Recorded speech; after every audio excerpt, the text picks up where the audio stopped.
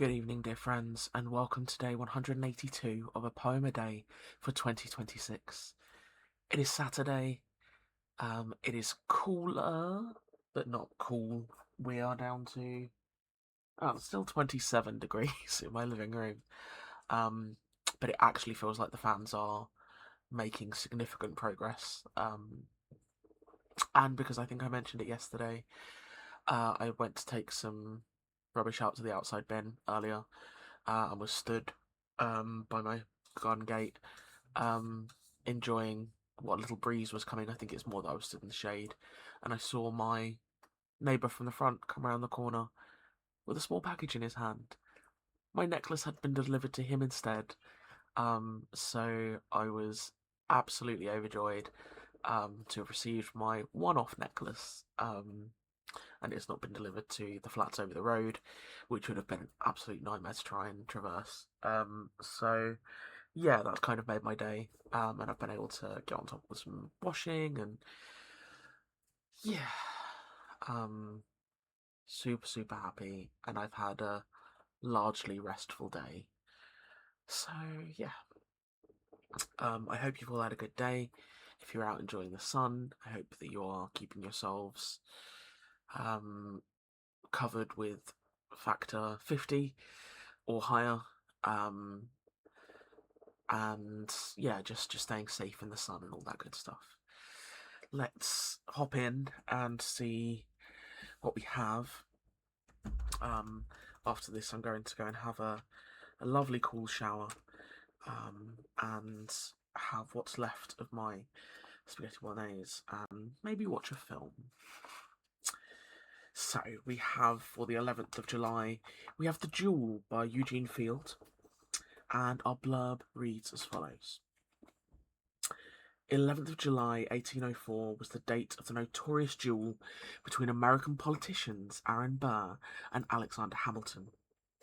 Burr was then Vice President of the United States. Hamilton was Secretary of the Treasury. Their rivalry was fierce and famous, and after a series of public exchanges, Burr challenged Hamilton to an affair of honours, pistols at dawn. Burr killed Hamilton and was charged with murder, though the charges were later dropped. Eugene Field's duel is an altogether more humorous affair, though through gossip told by household objects, the story is narrated of a great fight between a cat and a dog. So, I'm a big fan of Hamilton. I say I'm a big fan. I have watched it, the production on via streaming once. I have listened to the soundtrack probably 100+ times. I love it. I think it's great. Very clever. And obviously a very interesting story as well. So, this is The Duel by Eugene Field. I apologise for the washing machine in the background. I thought it had finished, but we're here now. The gingham dog and the calico cat, side by side, on the table sat. 'Twas 12:30, and what do you think? Nor one nor t'other had slept a wink. The old Dutch clock and the Chinese plate appeared to know as sure as fate there was going to be a terrible spat. I wasn't there, I simply state what was told to me by the Chinese plate. The gingham dog went bow wow wow, and the calico cat replied meow. The air was littered an hour or so with bits of gingham and calico, while the old Dutch clock in the chimney place, up with its hands before its face, for it always dreaded a family row. Now, mind you, I'm only telling you what the old Dutch clock declares is true. The Chinese plate looked very blue, and wailed, "Oh dear, what shall we do?" But the gingham dog and the calico cat wallowed this way and that, and tumbled that, employing every tooth and claw in the awfullest way you ever saw. And oh, how the gingham and calico flew! Don't fancy I exaggerate. I got my news from the Chinese plate. Next morning, where the two had sat, they found no trace of dog or cat, and some folks think unto this day that burglars stole the pair away. But the truth about the cat and pup is this: they ate each other up. Now, what do you really think of that? The old Dutch clock, it told me so, and that is how I came to know.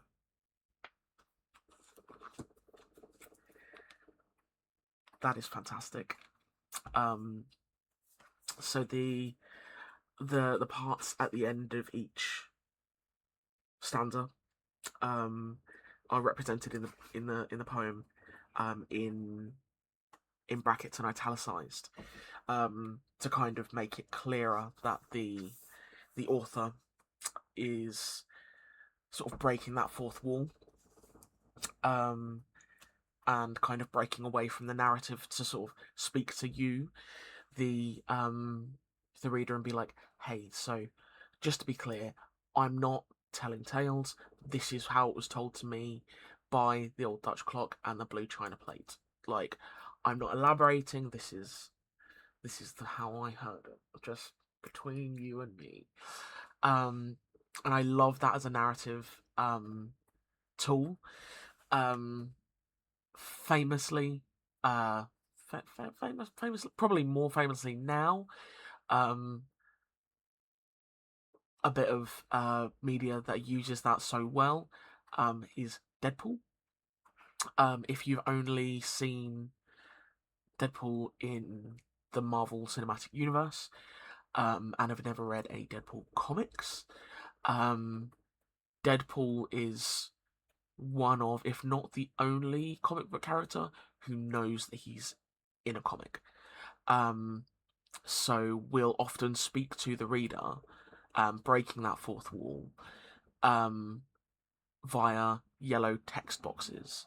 So obviously in comics and graphic novels, all of the speech and communication is in white speech bubbles.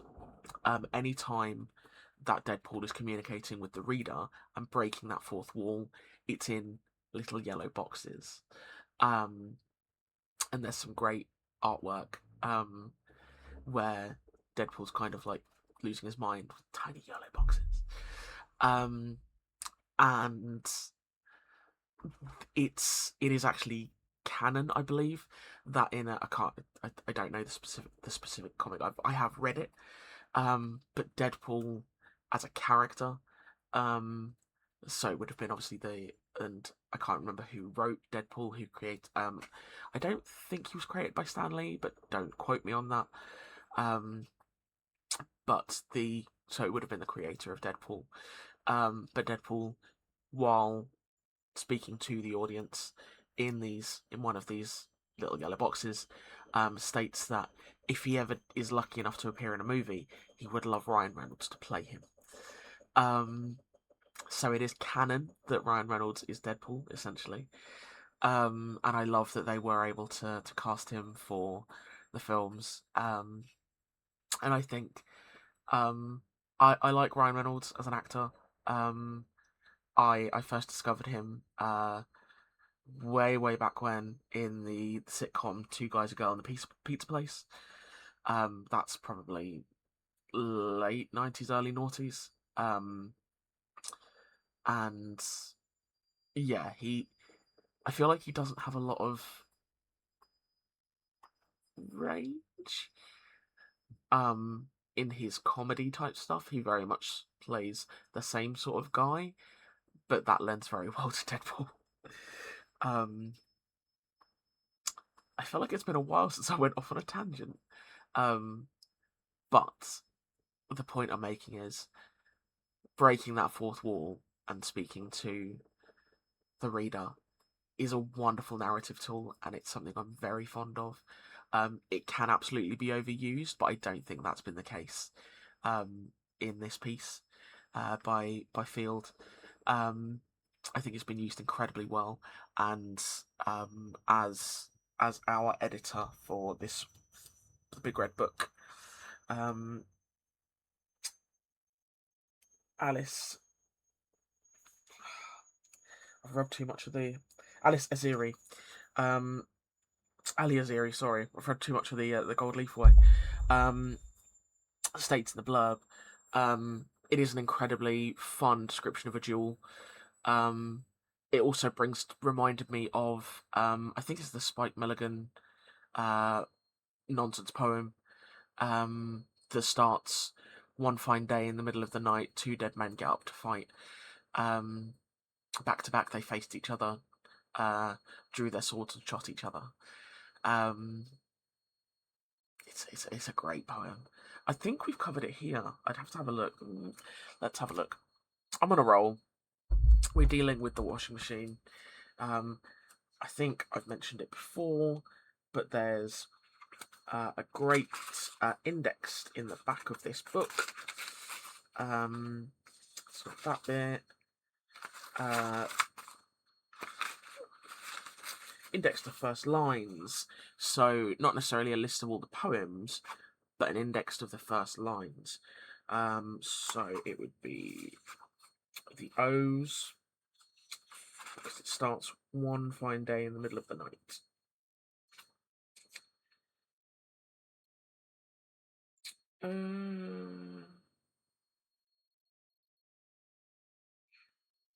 No, it's not in here. Okay. Um, I might make that. I don't think it's very long. But I might make that our. I might do another twofer. For our uh bonus video this month, and I might do that and another short story. So yeah, and I will make a note to remind myself. Um, but yeah, I hope that you enjoyed that. I really did, and yeah. Um, while the washing machine whirs itself into oblivion, I'm gonna go off and finish what I need to do before I can sit down and just chill for the evening. Um, and hopefully, as it's looking to drop a little bit more tomorrow, and hopefully the temperature will cool further this evening, the washing machine will stop, and when we get down to it this evening, we can all have a very good night.